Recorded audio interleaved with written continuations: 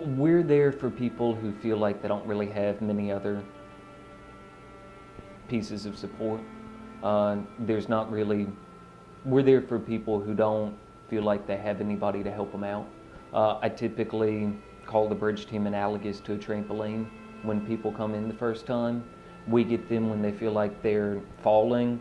We'll catch them. It may feel like they get a little bit lower as soon as we start working with them, but the whole point of it is to bounce them back up to where they want to be, and typically to a higher level of functioning than they thought they were capable of. We really believe that every consumer, every patient has the ability to recover. Now, recovery doesn't necessarily mean that they're going to be 100% well, but it does mean that they're able to fulfill and optimize their life by us giving them the tools and the opportunities to grow and be successful.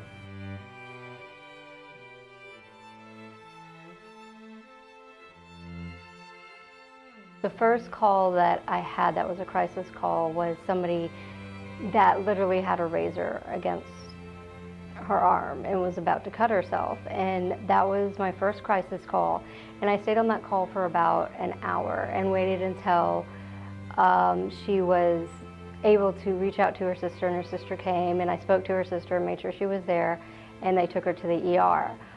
She had just been discharged from EastPointe, and to me it stood out because that was really the first life that I was able to save.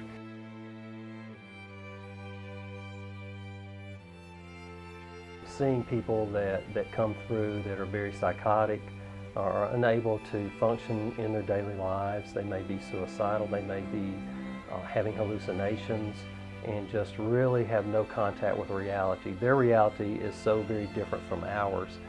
And seeing them come in that state and having almost the inability to make any decisions for themselves.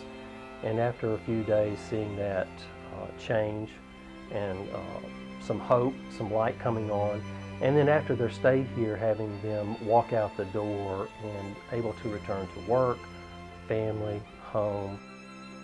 I've seen some kids that take one for instance that had a serious drug issue, and their particular environment that they lived in didn't help with that, and they were able to kind of cut that habit and get a job, and just to see them feel some sense of pride that they could make something of their lives.